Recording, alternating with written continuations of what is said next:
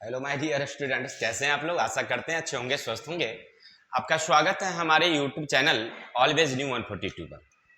इससे पहले हमने कल क्लास 12th हिंदी दिगंत भाग 2 चैप्टर नंबर 6 जिसका नाम है एक पत्र और एक लेख, इस पर हमने एक लेखक परिचय के वीडियो दिया था जिनमें भगत सिंह की संपूर्ण जीवनी का एक संक्षिप्त विवरण हमने दिया था।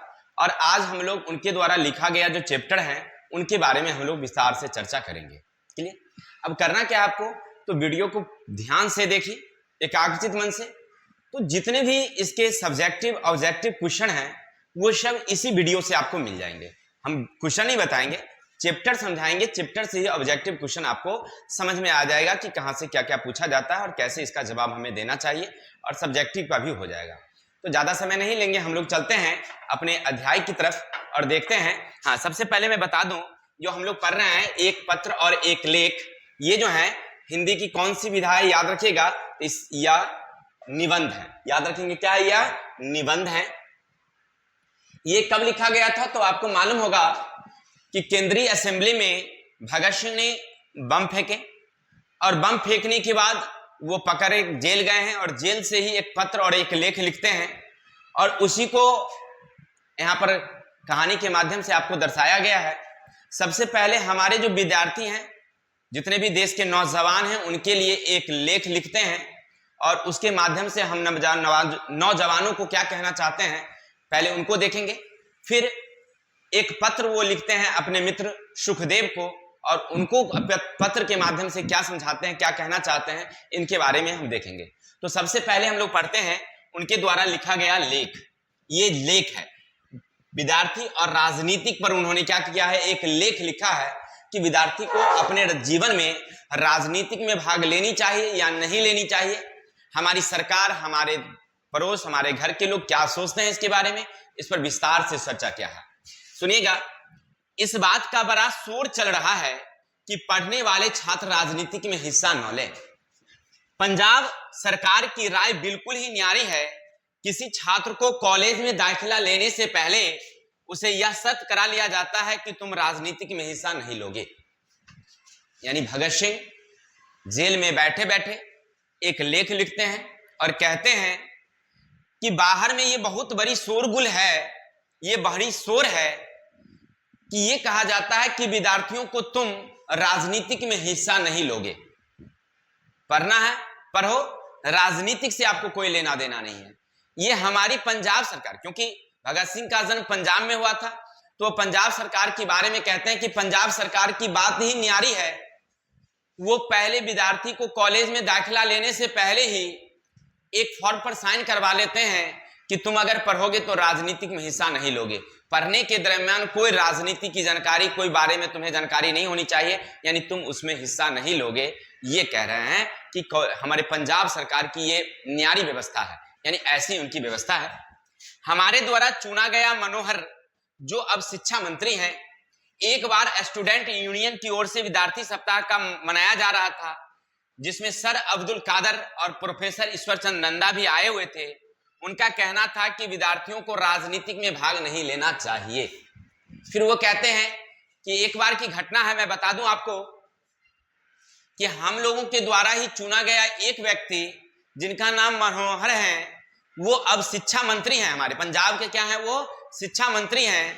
और वो कहते हैं कि हम लोगों को राजनीतिक में भाग नहीं लेनी चाहिए, विद्यार्थियों को पढ़ने के अलावे राजनीतिक से उन्हें कोई मतलब नहीं होनी चाहिए। लेकिन फिर कहते हैं कि एक बार की और मैं बात बताऊं कि एक बार हमारे जितने भी विद्यार्थी यूनियन हैं वो विद्यार्थी सप्ताह मना रहे थे। एक सभा का आयोजन किया गया, उन सभा में कुछ लोग आए हुए थे जिनका नाम है, याद रखेंगे, सर अब्दुल कादर और प्रोफेसर ईश्वरचंद नंदा। ये उस सभा में आए हुए थे और वो कहते हैं कि अगर आप पढ़ते हैं तो पढ़िए, लेकिन राजनीतिक में भाग नहीं लीजिए। पढ़ने वाले छात्र राजनीतिक में भाग नहीं लेंगे, ये कहते हैं। और वहाँ के जो कॉलेज में जो यूनियन चल रहा था, सभाएं चल रही थी, वहाँ के लोगों को हिदायत देते हैं कि हमारे स्कूल के छात्र यानी विद्यालय के छात्र कोई राजनीति में भाग नहीं लेना चाहिए। ये पत्र लिखते हैं कौन, सॉरी लेख लिखते हैं कौन? भगत सिंह जेल में बैठे बैठे हमारे छात्रों के लिए।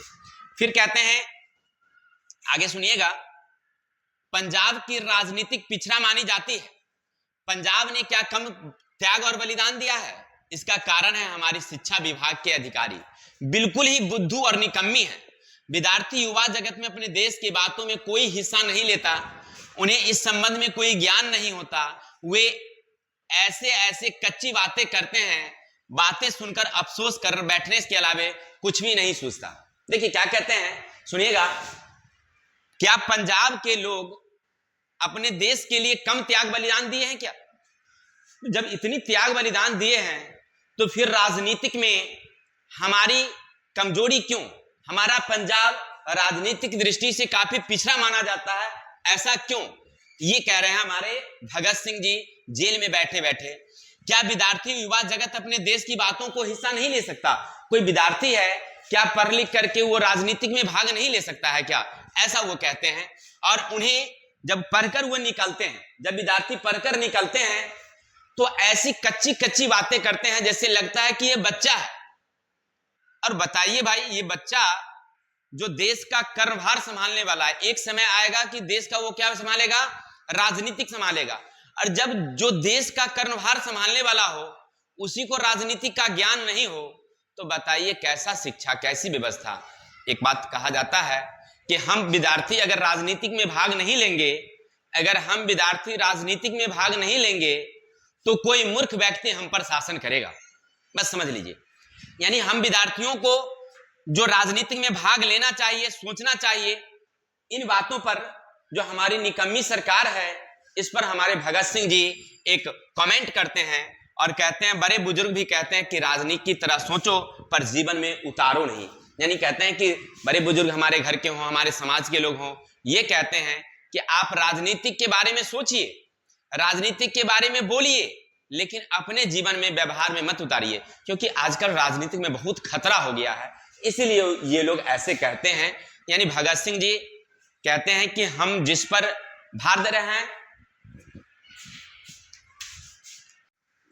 हमारे बुजुर्ग कहते हैं कि आप राजनीतिक के बारे में सोचिए लेकिन अपने जीवन में मत उतारिए, क्योंकि राजनीतिक जो होती है ना उसमें बहुत सारे खतरे होते हैं। आजकल तो देखे होंगे बहुत सारे खतरे होते हैं, पहले की बात भी वही थी, तो इसीलिए बुजुर्ग लोग ऐसा करते हैं। लेकिन भगत सिंह कहते हैं कि नहीं, ये सरकार, ये समाज, ये सब क्या है, एकदम बिल्कुल गलत है, क्योंकि जो हमारे देश में आगे चलकर हमारी देश की बागडोर संभालेंगे, राजनीतिक का काम उनके जिम्मे होगी और उन्हें ही राजनीति का ज्ञान ना हो और वो जब पढ़ के निकलेंगे कच्ची कच्ची बातें करेंगे तो अफसोस करने की बजाय और कुछ हम कर सकते हैं क्या? कुछ नहीं कर सकते हैं। क्लियर? आगे क्या कहते हैं सुनिएगा, कहते हैं, वे कहते हैं कि बड़ी बात बड़ी सुंदर है। एक बार एक छात्र प्रिंस क्रोपटिव की किताब पढ़ रहे थे, शिक्षक ने पूछा कि ये क्या है।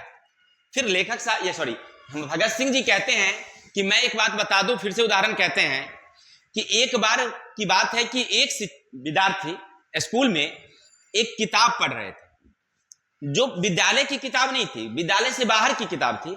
जब वो पढ़ रहे थे, एक प्रोफेसर आते हैं और पूछते हैं ये क्या है? ये तो बंगला भाषा की किताब लग रही है, ये कौन सी किताब है? ये तो लग रहा है कि राजनीतिक की किताब है, वो कह रहे हैं, ठीक है। लेकिन छात्र कहता है कि ये प्रिंस क्रोपोटकिन नामक एक जो अर्थशास्त्री हैं उनकी किताबें हैं, ठीक है, ऐसे कह देते हैं। और कहते हैं कि हर प्रोफेसर को इनके बारे में जानकारी होनी चाहिए।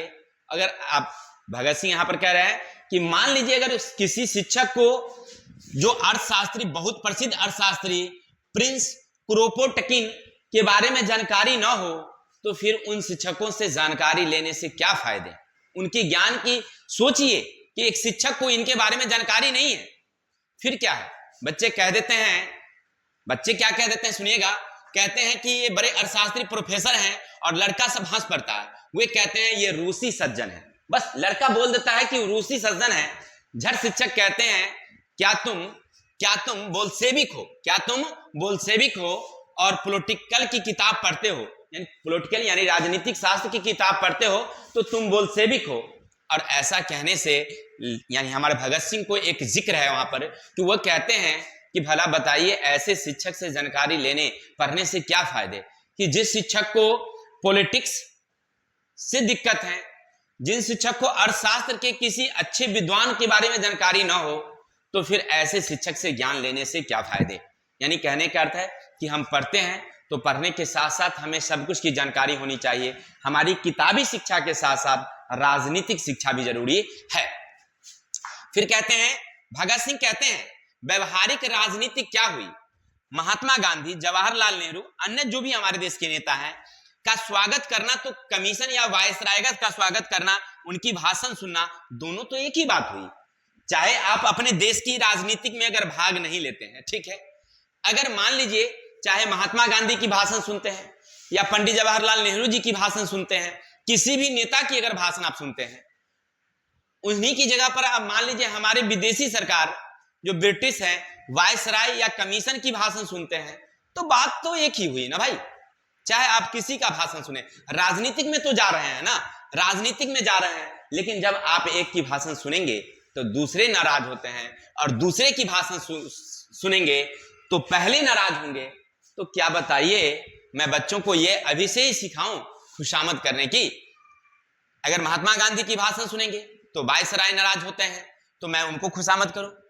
अगर वो भाषण देते हैं, वायसराय की भाषण सुनूं तो महात्मा गांधी नाराज होते हैं, तो क्या मैं उनको खुशामद करूं। मैं अपने बच्चों को पहले से अभी से ही खुशामद करने का सिखाऊं क्या, यानी गुलामी, अभी से ही गुलामी करने का सिखाऊं, ऐसा भगत सिंह जी कहते हैं। राजनीतिक में जाइए और देखिए क्या कहते हैं। देखिए वे कहते हैं अभी देश में ऐसे नौजवान की जरूरत है जो देश पर तन मन धन सभी न्यौछावर कर सके, पागलों की तरह सारा उम्र देश की आजादी में लगा दे। क्या बूढ़े पारिवारिक लोग ऐसे निकल सकते हैं? यह तो कोई युवा ही कर सकता है जो कुछ व्यवहारिक ज्ञान हासिल किया हो, वह नहीं जो केवल गणित और बायोग्राफी की पर्चा दिया हो। देखिए क्या कह रहे हैं कि हमें हमारे देश में अभी ऐसे नौजवानों की जरूरत है जो देश पर तन मन और धन न्यौछावर कर सके। ऐसे नौजवान की जरूरत है। क्या कोई बूढ़ा व्यक्ति ऐसा कर सकता है?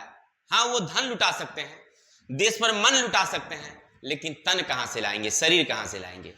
या कोई व्यवहारिक व्यक्ति जो पारिवारिक आदमी हो, जो परिवार में रहता हो, वो सब कुछ ऐसा नहीं कर सकता जैसा एक युवा आदमी कर सकता है, क्योंकि उनके पास जिम्मेवारियां नहीं है, जिम्मेवारियां नहीं होती है।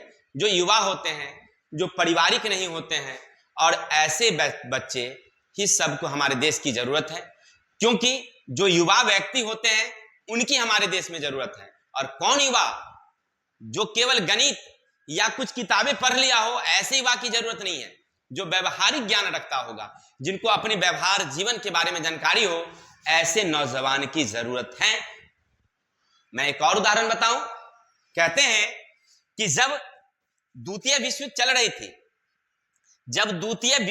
रही थी, इंग्लैंड और फ्रांस के बीच युद्ध हुआ था। इंग्लैंड और जर्मनी के बीच युद्ध हुआ था। जैसे इंग्लैंड और जर्मनी के बीच युद्ध हुआ, इंग्लैंड के जितने बच्चे थे वो सब, कॉलेज वाले जितने बच्चे जो नौजवान थे, सब चल दिए थे जर्मनी के विरुद्ध में युद्ध करने के लिए। क्या वो लोग गलती कर गए क्या? नहीं। आप इतिहास के पन्ना उल्टा करके देखिए, जितने देशों में स्वतंत्रता मिली है, सारे देश किसके जिम्मे स्वतंत्र हुए हैं? तो नौजवानों, जो नौजवान थे वहां के, जब उन्होंने आजादी की लड़ाई लड़ी, तब जाकर के देश आजाद हुआ है। इसीलिए अगर हमारे देश में आजादी लानी है तो हमें भी नौजवानों को एक मिलकर के काम करना होगा। और हमारे जितने भी विद्यार्थी संघ के लोग हैं, सब इस युद्ध में लड़िए, तब जाकर के हमारा देश जल्दी, अगर आप चाहते हैं कि देश हमारा आजाद हो, तो आपको आना होगा। अब फिर कहते हैं कि अगर आप इस सरकार से ये कामना करते हैं कि ये नौजवानों को या हम बूढ़ों को या औरतों पर अत्याचार नहीं करेगी, तो 13 अप्रैल 1919 की घटना को याद रखिएगा। क्या उस समय क्या निर्दोषों पर गोलियां नहीं चलाई गई? क्या उस समय इनके हृदय में ममता नहीं थी? अगर उन्हें आपको याद होगा तो फिर देश को आजाद करने के लिए आपको आना होगा, ऐसा हमारे भगत सिंह जी कहते हैं। इसीलिए कहते हैं कि आपको पढ़ना है तो पढ़िए, पढ़ना है तो पढ़िए, विषय के साथ साथ राजनीतिक भी कीजिए, राजनीतिक में चलिएगा।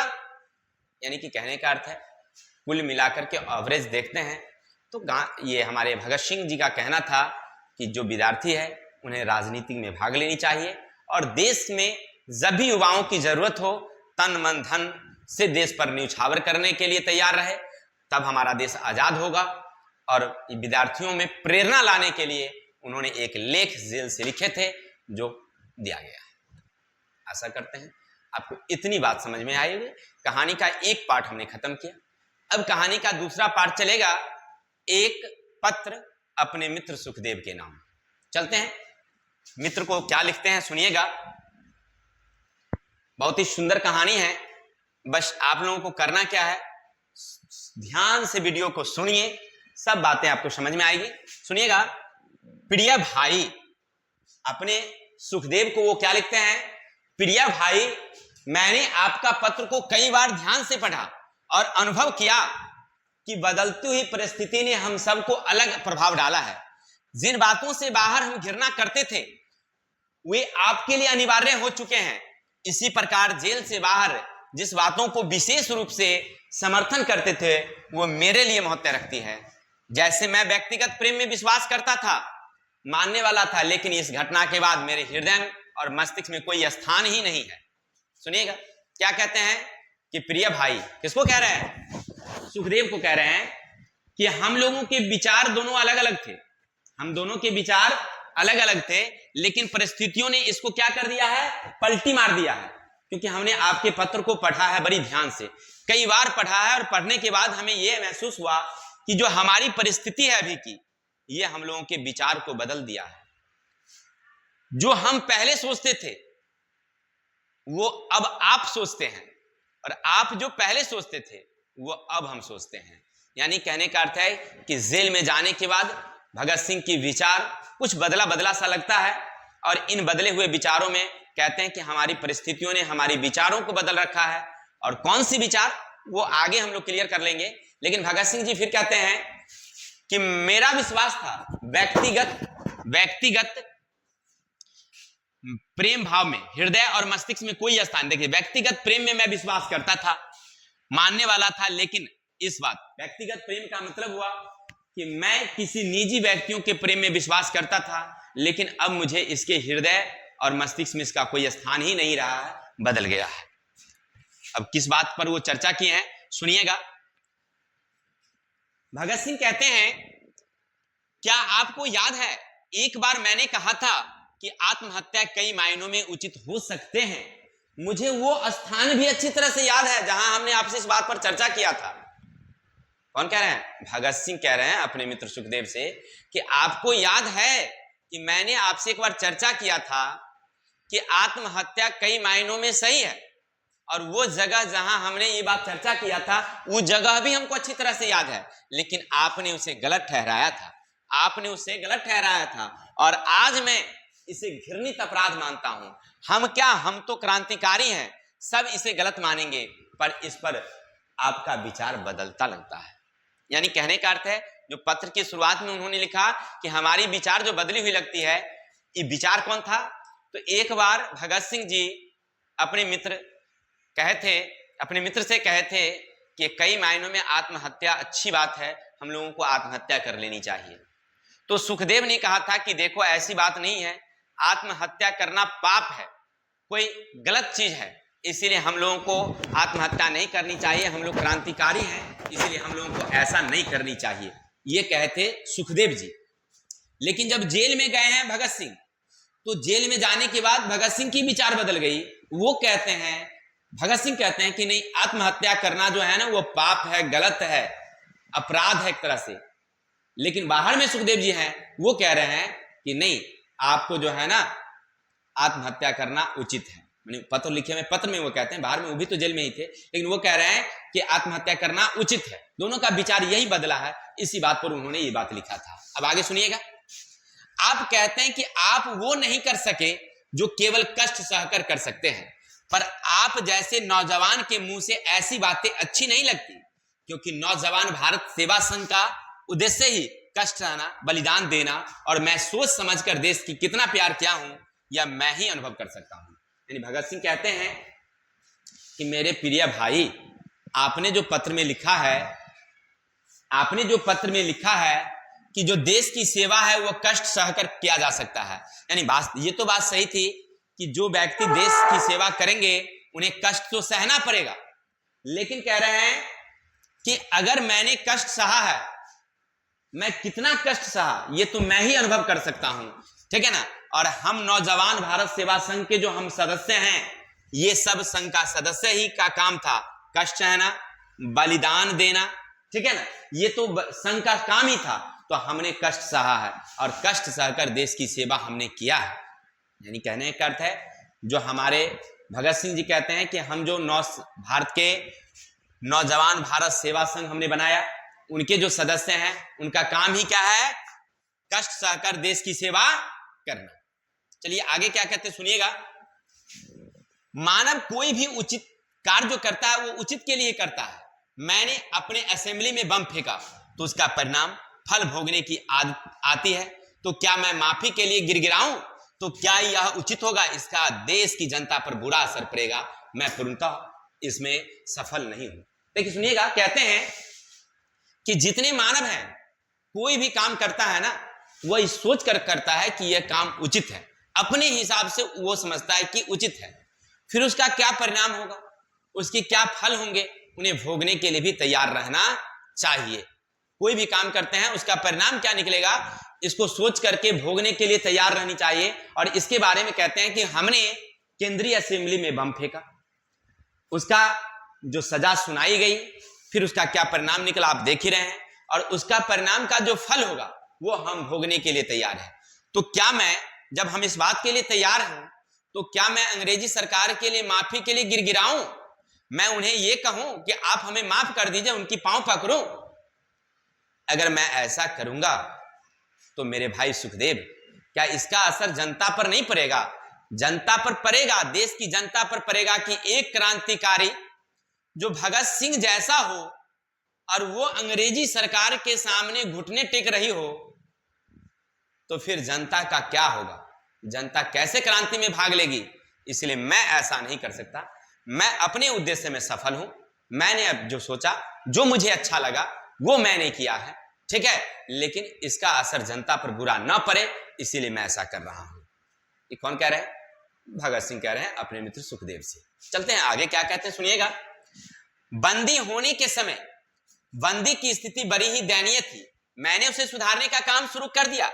मैं आपको गंभीरता से बताना चाहता हूं, सुनिएगा। मैं जल्द ही मरने वाला था। अगर आप सोच रहे होंगे कि मैं आत्महत्या करने वाला हूं तो यह गलत है। मेरे एक मित्र ने यतीन्द्र दास मृत्यु के अप्रिय हैं। कहते हैं बंदी होने के समय बंदी की स्थिति बड़ी दयनीय थी। मैंने उसे सुधारने का, देखिए कहते हैं भगत सिंह जब जेल गए थे तो उस समय बंदियों की स्थिति जो थी बड़ी दयनीय थी। उसे, बंदी का मतलब होता है जो जेल में बंद थे उनकी बात कर रहे हैं, कारागाह में जो बंद थे उनकी बात कर रहे हैं। तो कहते हैं कि कारागाह में जो कैदी पहले से बंद थे उनकी स्थिति बहुत ही दयनीय थी। हमने उसे सुधारने का प्रयास शुरू कर दिया है। अगर आपको यह लगता होगा, और उसमें वे लिखते हैं कि मेरी मृत्यु बहुत ही जल्द होने वाली थी, तो वो कहते हैं कि अगर आपको यह लगता होगा कि अगर मैं आत्महत्या करने वाला था तो यह गलत बात है। ये आप जो सोच रहे हैं ये आपकी सोच गलत है, क्योंकि मैं आत्महत्या करने वाला नहीं था। और कहते हैं कि आत्महत्या करने वाला नहीं, यह गलत है। मेरे एक मित्र यतीन्द्र दास की मृत्यु अप्रिय है। यानी कि यतीन्द्र दास मेरे जो थे उनके मित्र थे, किनके? भगत सिंह के मित्र थे। वो मर गए हैं, मृत्यु हो गए उनकी, तो उन पर वो कहते हैं कि वो घटना जो है बहुत ही अप्रिय है, ऐसा मैं करने वाला नहीं। फिर कहते हैं, भगत सिंह कहते हैं कि हम में से जिसे विश्वास था कि मृत्यु दंड दिया जाएगा, उसे धैर्यपूर्वक उस दिन का इंतजार करना चाहिए जब उसी की सजा सुनाई जाएगी, फांसी दी जाएगी। यह मृत्यु भी सुंदर होगी। केवल कुछ दुखों से बचने के लिए आत्महत्या करना कायरता है। और कहता हूं विपत्ति जीवन को पूर्ण बनाती है, हम क्या अभी तो दुख सहने की शुरुआत किया है। यानी हमारे भगत सिंह जी कहते हैं कि हमारे जो साथी हैं, हमारे जो मित्र हैं, कौन कौन, तो राजगुरु, सुखदेव और भगत सिंह, तीनों अलग अलग कैद में बंद हैं, जेल में बंद हैं। और वो कहते हैं कि हम लोगों को जो सजा सुनाई गई है और इन सजा में जो हम लोग देखने वाले, हम लोगों को सजा जो होने वाली है और इन सजा का जो परिणाम होगा हमें निर्भीकता से सहना चाहिए। यानी हमें मृत्युदंड दिया जाएगा, मृत्युदंड फांसी की सजा होगी, तो हमें इसे घबराना नहीं चाहिए, इसे धैर्यपूर्वक हमें सहना चाहिए।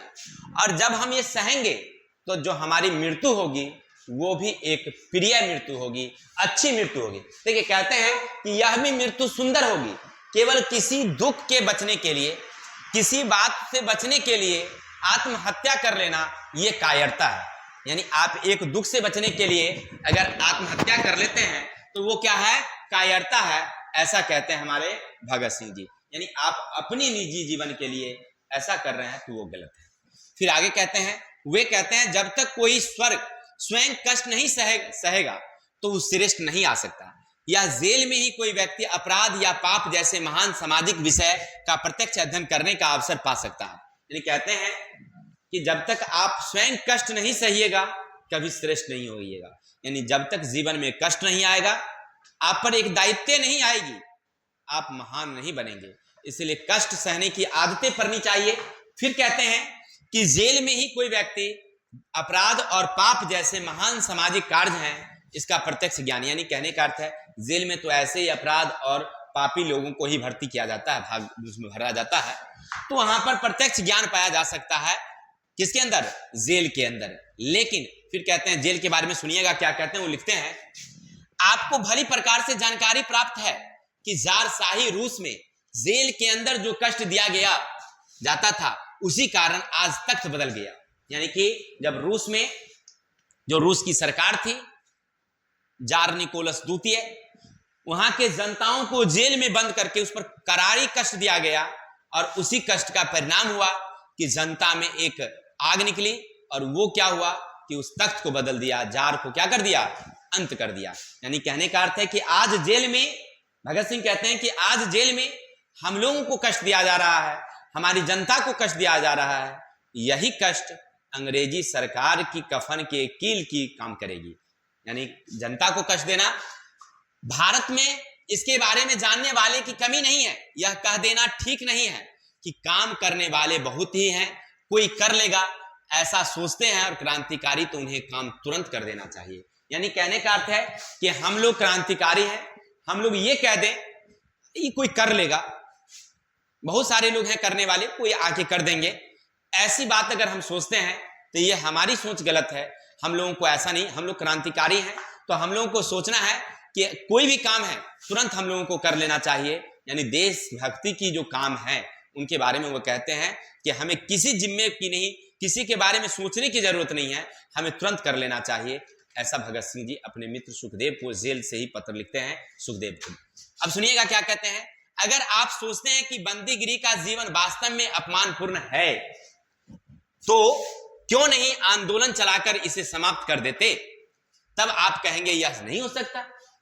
यह बात वही बात हुई ना जो कोई व्यक्ति जेल के बाहर रहकर जेल में जाने से डर आंदोलन में भाग नहीं लेते हैं और उसे बचना चाहते हैं। देखिए भगत सिंह जी अपने मित्र सुखदेव से कहते हैं कि रे भाई, अगर तू ये सोचता है ना कि अगर जेल में जाना, जेल का जो जीवन है वो वास्तव में अपमानपूर्ण जीवन है, तो तुम जेल के जीवन को ही खत्म क्यों नहीं कर देते, जेल को बंद क्यों नहीं कर देते। ऐसा कह रहे हैं भगत सिंह जी अपने मित्र से। फिर वो कह रहे हैं कि अगर तुम ये कहोगे कि ये संभव नहीं है, आंदोलन से जेल को खत्म नहीं किया जा सकता, तब तो वही बात न हुई, तो हम में और आम जनता में क्या फर्क पड़ गया। आम जनता भी यही सोचता है कि हमें जेल नहीं जाना है भाई, जेल आंदोलन में जाएंगे, पकड़े जाएंगे, जेल जाएंगे, तो फिर हमारी और जनता के सोच में क्या फर्क रह गया, दोनों तो एक ही बात हुई ना। इसीलिए ये कहना गलत होगा। क्या आज मैं आपसे ही सुनना कि कुछ मुट्ठी भर कार्यकर्ता के आधार पर संगठित हमारी पार्टी अपने लक्ष्य और तुलना में क्या कर सकती थी, इससे क्या यह निष्कर्ष निकालें कि हम पार्टी बनाकर कोई भूल किया है क्या? नहीं, इस प्रकार का कोई परिणाम। यानी कहने का अर्थ है कि हमने एक पार्टी बनाई कुछ मुट्ठी भर लोगों को साथ लेकर के, और हमारी उद्देश्य थी कि हम सब मिलकर के जो हमारी समाज की व्यवस्था है, हमारी सरकार के जो नियम कानून है, उसको तोड़ेंगे। अगर इन कुछ मुट्ठी भर कार्यकर्ता भी यही सोचने लगे कि ये काम नहीं हो सकता, तो बताओ मेरे भाई, क्या हमने जो पार्टी बनाई, क्या वो गलत पार्टी बनाई? क्या हमारा सोचना गलत था? नहीं। वो भगत सिंह जी अपने मित्र से कहते हैं कि हमने जो सोचकर पार्टी बनाई कि हम कुछ लोग ही मिलकर के पूरी समाज को बदल सकते हैं, तो क्या हमारी ये सोच गलत थी क्या? फिर कहते हैं उचित नहीं होगा, इससे व्यक्ति के निर्बलता प्रकट होती है। यानी अगर ऐसा सोचते हैं ना, तो समझो कि उस व्यक्ति की निर्बलता प्रकट होती है कि वो कर तो सकता नहीं, लेकिन वो केवल कह सकता है। ठीक है ना? ऐसी बातें करते हैं हमारे भगत सिंह जी। कहते हैं भगत सिंह जी अपने मित्र से कहते हैं कि आगे लिखते हैं कि आप कोई व्यक्ति 14 वर्ष जेल में रह जाए, उसका विचार बदल जाएगा, उसके विचार को रौंद कर रख देगा जो उसके पहले विचार था। तो मैं आपसे पूछना चाहता हूं, क्या मेरे पहले विचार के वातावरण अनुकूल थे, फिर भी असफलता के कारण छोड़ सकते थे? क्या आपका यह विचार है कि मैं इस क्षेत्र में न उतरे होते तो क्रांतिकारी कार्य नहीं होता? यदि ऐसा है तो आप भूल कर रहे हैं। यानी अपने मित्र से कहते हैं कि आप ये कहते हैं मेरे भाई कि अगर कोई व्यक्ति 14 वर्ष तक जेल में रह गया हो और 14 वर्ष बाद अगर जेल से निकले, तो जो उसकी क्रांतिकारी विचार होगा वह रौंद जाएगी, वह खत्म हो जाएगी।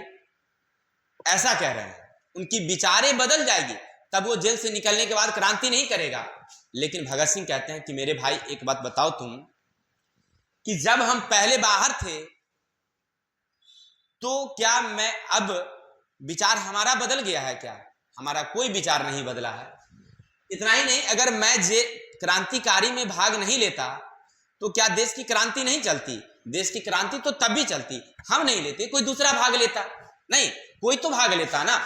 ऐसा कह रहे हैं अपने मित्र से, और कहते हैं कि यार ठीक है, अगर तुम ऐसा सोचते हो तो ये गलत है। ये ऐसा सोचते हो कि अगर हम क्रांति में भाग नहीं लेते, क्रांति रुक जाती, जेल में रहने के बाद विचार बदल जाते हैं, तो ये सब तुम्हारा सोचना गलत है। और कहते हैं कि यह ठीक है कि हम वातावरण बदलने में बड़ी सहायक हुए हैं, यद्यपि हम तो केवल अपने समय की आवश्यकता की उपज है। और कहते हैं कि हम तो इस बात का है कि वातावरण के हम उपज हैं, यानी हम समाज काम करते हैं, तो जैसा समय था उसके हिसाब से हमने काम किया। फिर क्या कहते हैं सुनिएगा, मैं कहूंगा कि साम्यवाद का जन्मदाता मार्क्स वास्तव में इस विचार को जन्म देने वाला नहीं था। असल में यूरोप की औद्योगिक क्रांति ने ही विशेष प्रकार के विचार वाले व्यक्ति उत्पन्न किए, जिनमें मार्क्स एक था। कहते हैं कि कोई भी विचार को उत्पन्न करने के लिए वो परिस्थिति होती है जहां पर विचार उत्पन्न होते हैं। हमारे भगत सिंह क्या कहते हैं कि किसी विचार को जन्म देने वाला कौन होता है? परिस्थिति होते हैं। अगर साम्यवाद का जन्म देने वाला मार्क्स आप अगर मानते हैं मार्क्स को, तो यह आपकी सोच गलत है।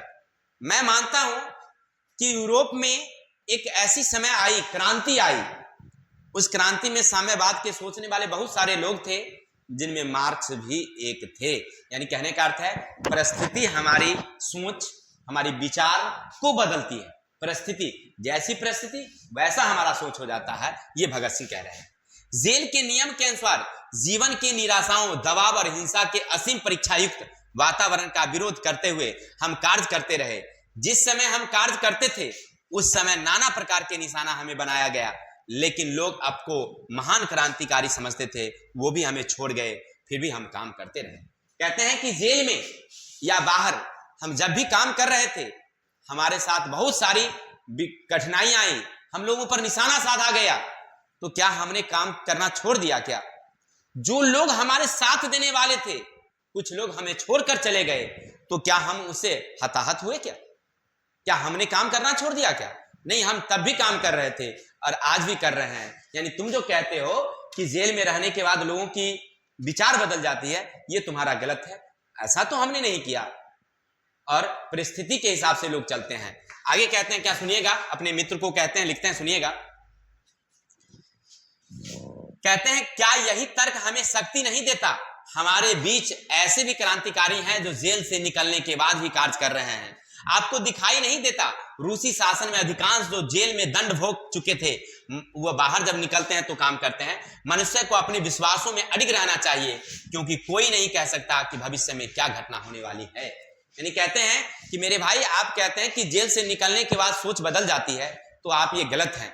क्या आपको ये नहीं लगता है कि हमारे देश में बहुत सारे लोग ऐसे हुए, कई बार जेल गए और जेल जाने के बाद भी जब जेल से निकलते हैं तो उस तरह का काम करते हैं, क्रांतिकारी आंदोलन करते हैं और चला रहे हैं। क्या उसकी सोच बदल गई? चलिए अपने देश की बात को छोड़िए, चलते हैं दूसरे देश, रूस में चलिए।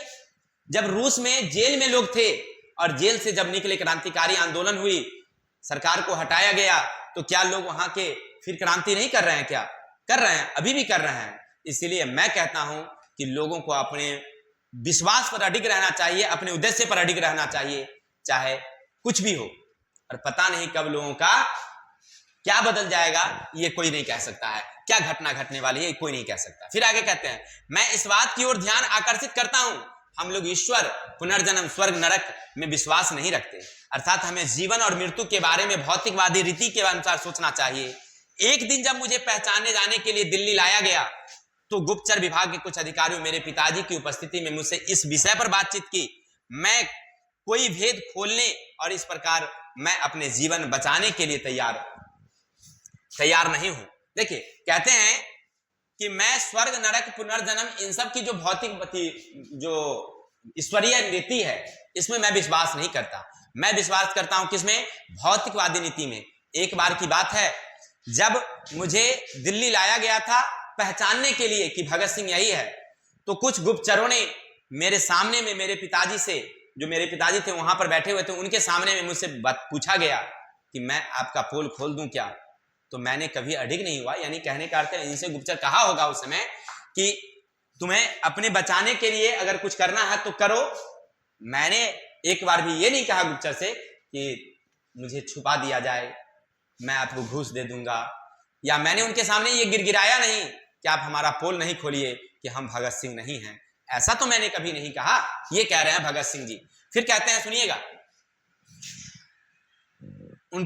कोई भेद खोलने, इस प्रकार का अपना जीवन बचाने के लिए मैं तैयार नहीं था। उनका मानना था कि यह मृत्यु तो आत्महत्या के समान था। मैंने उसे जवाब दिया, मेरे जैसा विचार वाला व्यक्ति व्यर्थ में मरना कदापि स्वीकार नहीं करेगा। हम तो अपने जीवन के अधिक से अधिक मूल्य प्राप्त करना चाहते हैं, हम मानवता के अधिक से अधिक सेवा करना चाहते हैं। मेरे जैसा भला आदमी किसी बात से कभी दुखी नहीं हुआ। किसी समय आत्महत्या करना तो दूर की बात, सोचना भी मैं नहीं चाहता। यही बात मैं आपसे बताना चाहता हूं।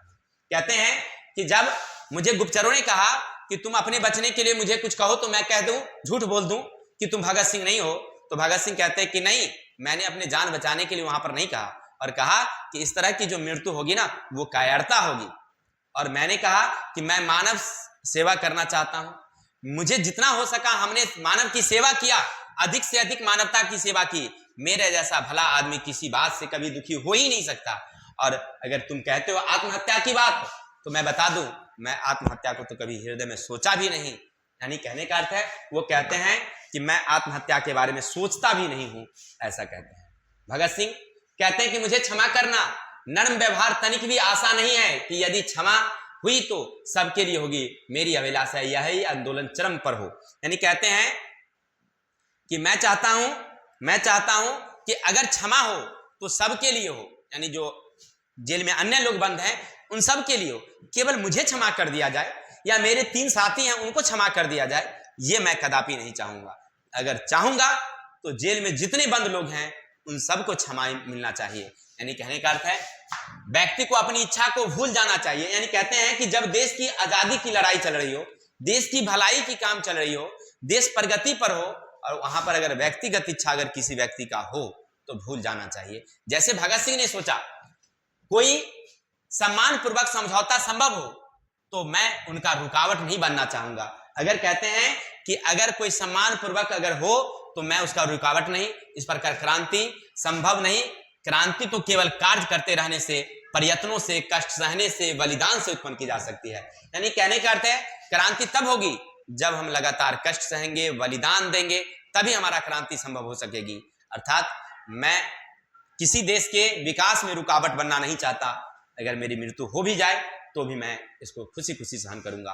अपने मित्र को लिखते हुए कहते हैं, जहां से मेरी दृष्टि कौन संभव है, मैं तरुण केवल उसी दशा में सबके लिए सुविधाओं और क्षमादान का स्वागत कर सकता हूं, जब उसका स्वागत अस्थायी हो और देश में लोगों के हृदय में हमारी फांसी से कुछ अंकित मिल जाए, तो बस यही सब कुछ है। यानी कहते हैं भगत सिंह जी कि मैं चाहता हूं अगर मेरी फांसी से भी अगर देश के लोगों में कुछ ज्ञान हो सके, कुछ प्रेरणा हो सके, तो मैं खुशी खुशी अपने देश के लिए फांसी पर लटकने के तैयार हूं, ताकि हमारे देशवासियों को हमसे कुछ सीख मिल सके कि ऐसे ही युवाएं आए जो देश को आगे बढ़ाने में आगे चले।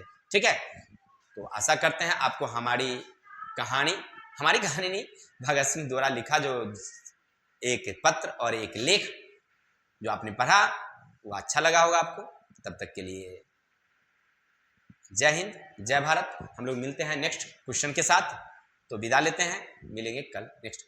बाय।